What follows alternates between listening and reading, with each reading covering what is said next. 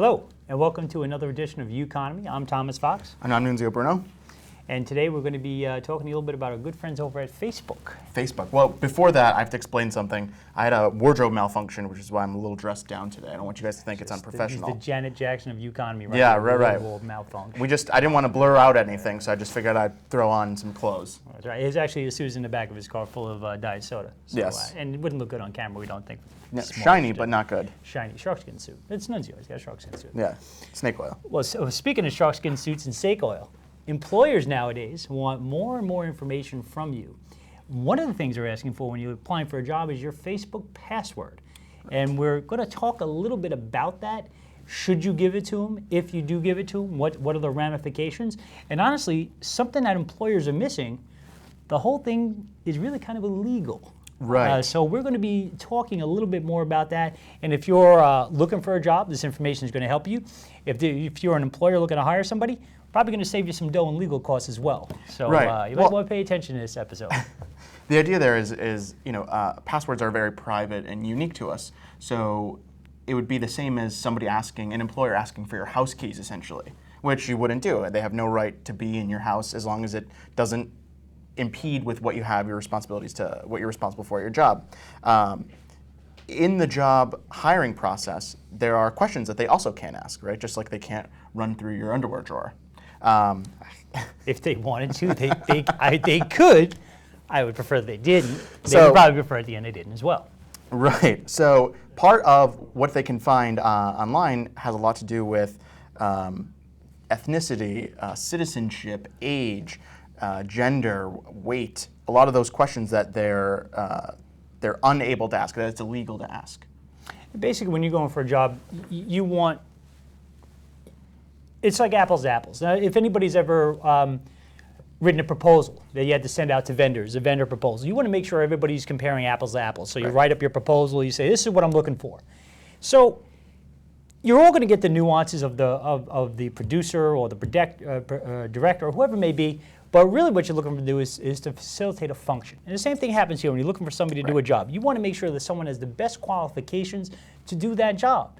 Now, if let's say I'm going for a job at a cable company and my job is to go and do installations. Right. Now, if I'm able to do it, if I'm physically able to do it, what should it matter, my sexual orientation, if I'm homosexual or heterosexual? It really has no bearing.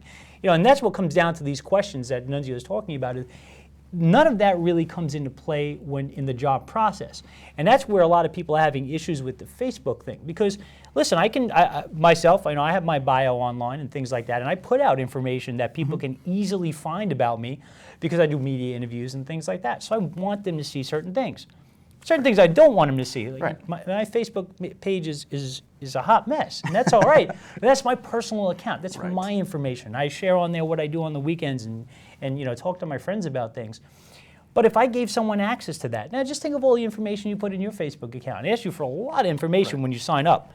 Address, name, no big deal. But then you get to date of birth and they ask you, are you single? Are you in a relationship? Are you looking for men, for women? All these things. And that's, I think, where people are having that pushback, because you don't need to know that when I'm going for the job. Especially if you already have, which you should have, your privacy settings the way you want them to be, not just default open, unless that's what you want them to be, for everyone to see. The point there is that, like Tom says, you're keeping your personal and your professional lives very separate. So what we wanted to do, is cover some of the questions that if you are looking for a job and you are interviewing, you should keep your ears perked for. And they break them out to a couple of categories: nationality, region, age, marital and family status, and gender. Marital, wow, and miscellaneous.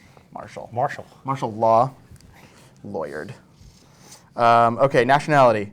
Are you a U.S. citizen? That's a big one. What is your native tongue? And how long have you lived there? Or here. So those questions having to do with origin, whether or not ethnicity to some extent, whether English is a native language for yourself.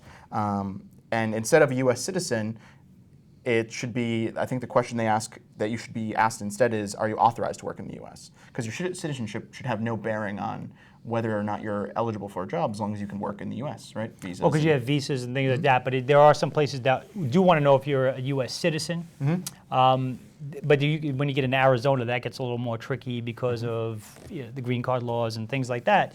But essentially, can you work in the United States? Are you a U.S. citizen? Most of us are, but people do have the right to work in the United States through student visas and other work visas and things like that. So providing you can work inside the United States, that's fine. It doesn't need to know more about your ethnicity. I always mess that word up. That and recidivism. Just like Marshall. Marshall, marital, Marshall, 6 in one hand, whatever in the other. But that's kind of the issue there too. Your sexual orientation too. This has been a sticking point for folks. What does that really matter for your ability to do a job? Right, and some of the questions there are they cannot ask you is that they can't say that they've always had a man or woman do the job. How do you think you will stack up? That's completely sexist. How do you feel about supervising men or women? That they can't ask that as well. And what do you think of inner office dating? So they can't. Those are kind of like set up, lead-in kind of questions. There are different. Those are just things they can't ask, especially with the dating one. One of the things that they say interviewers should ask instead of that is something like, "Have you ever been disciplined for behavior at work?" Well, even so too. I mean, those can open the door to other questions as well. Again, going back to sexual orientation, that's trying to seed, or you can derive from that: are you a heterosexual, homosexual? By the way you answer the questions, but again, that has no bearing on whether you can or cannot do the job. Right. Well, again, bearing on the job itself. But I mean, if the job's, listen, if you've got one leg and your job is to run, cable wires all over the place, listen, you're not suitable for the job. That's fine. You're blind and you're an accountant. Again, you may not be suitable for the job. Right. That's fine. But when it comes down to that you're able to do the job, that seems to be the issue. And we got to forget about this too. I mean, even if they may not even ask any of those questions that we're talking about, especially if they have access to your Facebook page, because they don't need to know that. Right. They're going to go through your entire timeline, and they can look at all your account settings. They can look at all the information you put in there, all your private information that maybe you didn't share with them. And again, there's a reason you didn't share with them, because you're there to provide a value to their organization. The value that you're going to provide are for a set amount of hours throughout the day. So why do they need to know everything about it? So first, you got the invasion of privacy issue that is big. You also have the issue. It's a breach of security. That's what I was going to add.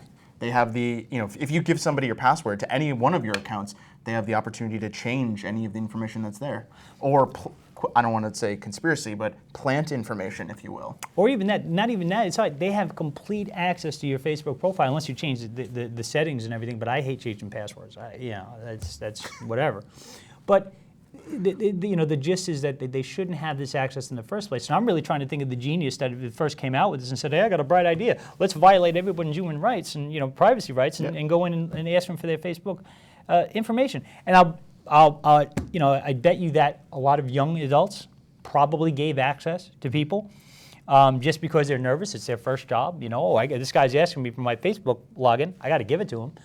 But again, too, let's say you took the time and you want, a couple episodes ago, we talked about how to make your profile very employer friendly. Now, what if you went through all those exercises and you hit all those pictures of you doing a keg stand or, or the naked football game that you had at 6:30 in the morning on spring break? Hey, listen, you hit those pictures for a reason. Right. But now if you give somebody the access to go in and see that, now they have all the access to that. Now they're making different judgments on you. That they didn't have the right to before. That's all. Absolutely. Right. And what's really coming out, and this is just over the last day or so, but now we've got, and for a long time, for those 2 long-time viewers we have, I'm no fan of the government making new rules and regulations, but U.S. senators are already looking to investigate this situation with employers asking for Facebook passwords.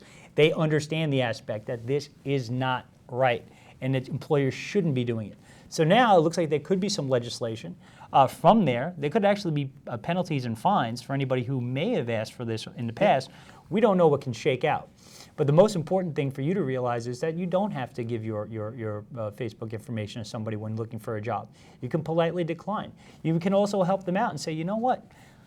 I'm going to save you some time and effort right now because unfortunately you're asking for information that's private by nature and could potentially land you in a lawsuit. So I'm going to decline to give this to you under my right to do so. Right. And if there's any pushback, and let's be honest, we talked about this in other episodes too. When you're going for a job, you're looking for a good fit for yourself. If someone's going to say, because again, you're trading your time for revenue, but if you can't go work for an organization that's really not going to have any respect for you, or not even going to look at you like a human being in a sense. Right. And if that's going to start off the relationship where they're bullying you for your Facebook account, hey, you know what? Probably better off not working there anyway. Right, and they shouldn't be commoditizing or securitizing your hours there. I mean, they're basically, I guess, one of the big pushes for requesting the login information is to see how efficient you're going to be at your job.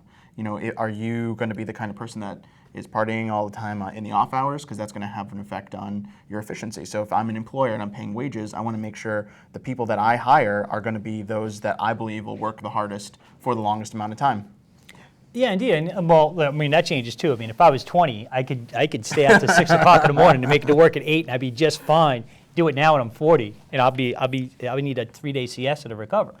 It's all different, and it's all predicated on the job. Listen, there are some places that I've talked to that actually their employees are not allowed to have a Facebook page. Mm-hmm. This comes more with stock traders and things like that, because if they endorse if they say, hey, I like this stock, it could be construed as an endorsement, which could be liable for the company. And so there's some issues where, some employees can, and that's your choice. At that point, you can say, and I know people that don't want to use Facebook just because they don't want to use Facebook. Yep. So it really all depends. And Facebook themselves have even issued a statement, just to wrap everything up. They basically say that you should never have to share your password, let anyone access your account, or do anything that might jeopardize the security of your account or violate the privacy of your friends.